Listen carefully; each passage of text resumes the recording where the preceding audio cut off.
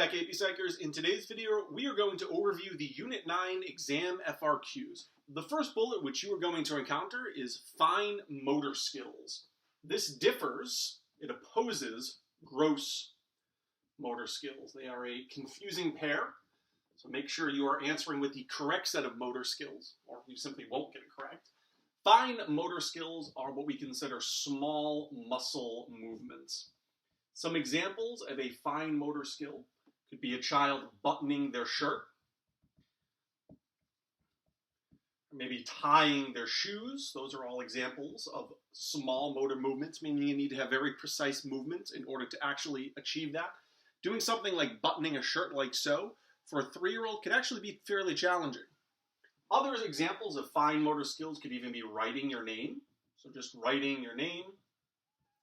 These differ from gross motor skills. Again, that's not what the bullet is asking, but something like a gross motor skill, just for clarity's sake, would be throwing a ball, kicking something, running, walking, that require the activation of lots of skeletal muscles. That's not the case with fine motor skills. What's important, in addition to just identifying that this is what it involves, is also the fact that these skills develop on a very precise timeline, according to what's called maturation, which is the development of a skill, such as your motor skills, that's relatively uninfluenced by environment. It's a timeline that basically everybody's going to follow. So if you see a question with fine motor skills, you need to identify what they are, small muscle movement, but it's also important to take a keen awareness of the age of the individual in the prompt. If we're talking about young children, they might not have fully developed fine motor skills. They might have a very difficult time doing certain behaviors. If you check the Prezi and look at the slide with fine motor skills, you'll notice I provided a simple timeline that gives you an example of some of the skills and approximately at what age they are developed. The second bullet is Vygotsky's zone of proximal development. I actually made a video for Vygotsky's zone of proximal development already, so if you haven't checked that out, I think it might be worth doing so. Vygotsky comes from the essential task in 9.4b. Vygotsky basically proposed a few different things. Number one, the notion that we learn new skills with an advanced peer. Oftentimes that's a teacher. And then in addition to that, we best learn in our zone of proximal development. That's often abbreviated in education, ZPD, that's why I've done it there. That's just an abbreviation of zone of proximal development. And that is specifically, and this needs to be incorporated in your FRQ, the notion that I'm about to portray here in this visual. Basically, Vygotsky proposed that for any skill, and I'm going to use cooking, that's the one I did in the previous video, but I'm going to use cooking. There's what you can do without help. There's what you can do with help, specifically help from a teacher. And then there's what's considered out of reach. Things that even if you had a teacher walking you through it, it's still not likely going to be done. So for example, with cooking, I think boiling water is something that anybody could do without help. Even if you don't know how long to boil the water, if you put water on the oven, you turn the heat up, eventually it's going to boil. Usually you can do that without help, regardless of your cooking ability. Doing something like boiling pasta properly and boiling it for the right amount of time, cooking it properly, draining it properly, I mean, those are simple things, but if you've never done them before, you might require some type of teacher to be there. This area here is what's called the zone of proximal development. It is the maximum thing that you could achieve regarding this newly learned skill with the help of an advanced peer or a teacher. And it's really important when teaching somebody a new skill to work within their zone of proximal development. Because you don't want to sit down with someone who's never cooked and say, all right, today we're going to bake a cake, which might be challenging on day one. Or we're going to make a souffle. That's just not something that someone is going to be able to do, even with a teacher there who's never cooked before. So you always need to work within somebody's zone of proximal development, which is that perfect middle ground between what they can do without help and what's out of reach, something that they can improve upon with the help of a teacher. The third bullet is what we call identity versus role confusion. This comes from the Erikson essential task. Erikson developed 8 social crisis events that we go through, starting with trust versus mistrust, and ending all the way with ego, integrity versus despair. Right smack dab in the middle in the 5th stage is what's called identity versus role confusion. And this is actually the stage that you're likely in now. This is from the teens into your early 20s. And during this moment in life, you experience what's called identity versus role confusion, where you're seeking your own identity, which is usually demonstrated by what group or groups you want to associate with. So, for example, you might try, if you're in high school or even into college, you might join clubs just to see which clubs really resonate, or sports. And you might begin to hang out with different groups of people. You might investigate whether or not you like poetry, or you like soccer, you like basketball, you like comic books, you like tabletop games. And you might begin to branch out and expose yourself to lots of different new behaviors and hobbies and see what groups you want to affiliate with. Are you going to progress out of your teens and your early 20s with some type of identity? Are you going to achieve that? Or are you going to go to the opposite end of it and I demonstrate what's called role confusion, where you've tried a lot of things, but you don't really know where you stick. You don't know what group you best affiliate with, which would be the negative end of Erikson's theory. So when you approach this bullet, you need to describe sort of this interaction where someone is trying to figure out what they connect with the best.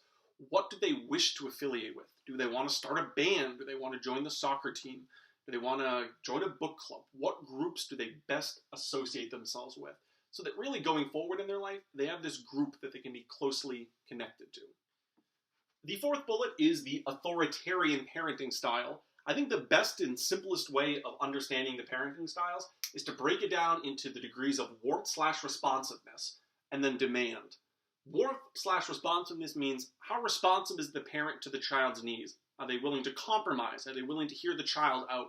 Are they willing to find middle ground? Or is it my way or the highway? Is it just my demands, my expectations must be met?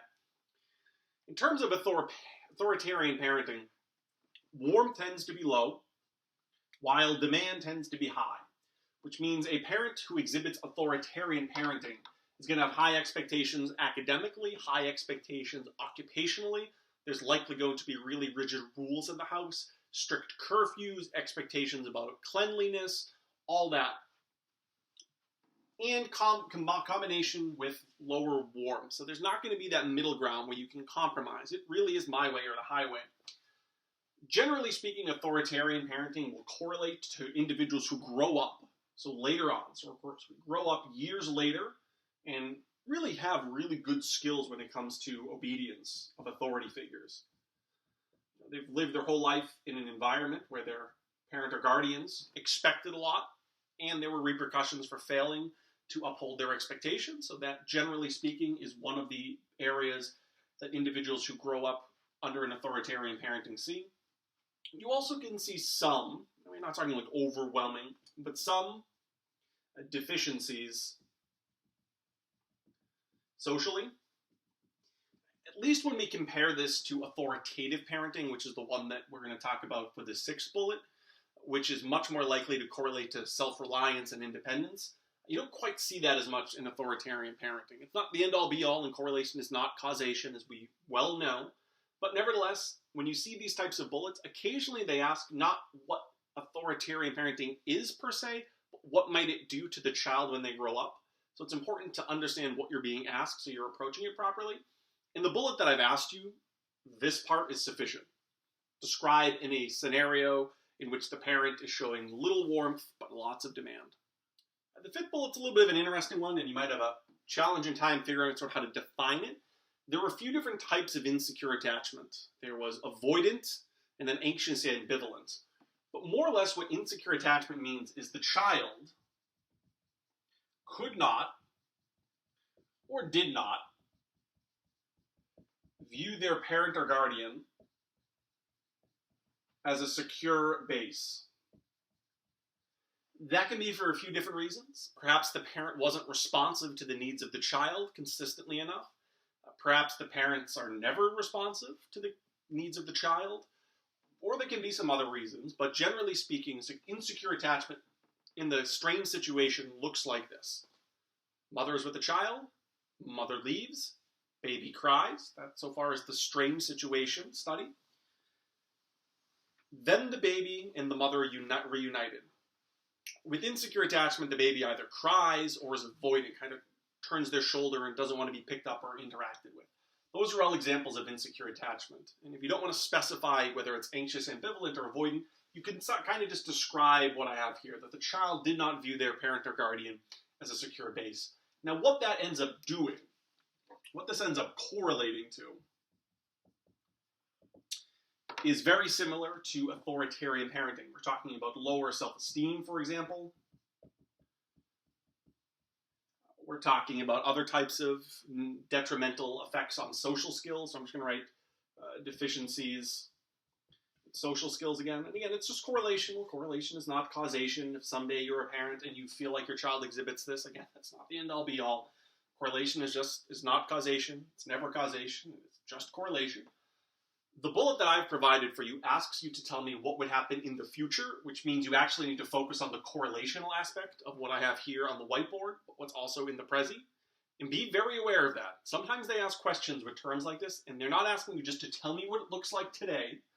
Because, for example, in the prompt that you're going to see, by the third phase of the question, the child is already aged. The child is not going to exhibit insecure attachment at the age of 20. It's not like the child is going to start crying when reunited with their caregiver. This is a phenomenon that's going to happen when the child is young. However, that could potentially affect them as they age, at least according to correlational research. So make sure when you do this bullet, you're focusing on the correlation. The sixth bullet is authoritative parenting. Again, this is the one that's going to be a confusing pair with authoritarians. Make sure you do not flip them because they're very different.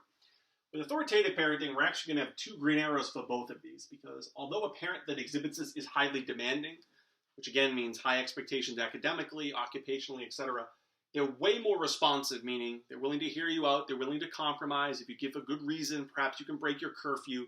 This isn't the end-all, be-all, my way or the highway environment. This is where there's some negotiating between the parent and the children. You could theoretically see a bullet where it asks you to describe an interaction right now where this is exhibited. However, as you would see in the FRQ, I'm asking how experiencing this as a child is going to affect the individual in the scenario as an adult or as they age, which means you need to focus on the correlation. So what this generally correlates to is things like self-reliance, which is kind of a synonym for independence. So we're talking about a child, and really you can initiate things on their own. You could incorporate high self-esteem with that if you'd like. That's something that you could write about. An overall evaluation of your worth, whether that's high self-esteem or low self-esteem. In the context of authoritative parenting, that tends to correlate with higher self-esteem. Again, just correlation. Correlation is not causation. But as we discussed back in the Prezi, in the video that I've added about parenting to the Prezi, generally authoritative parenting is going to correlate with the most desirable social skills. And in the prompt that you will see on the test, it's asking how experiencing authoritative parenting as a child is going to affect the individual now as an adult. Which means you're not just telling me what it is and telling me a scenario when the child got a detention and only got in so much trouble. No, that's a good example of what it was when they were a child. I want to know what that's now likely going to do according to the correlational studies.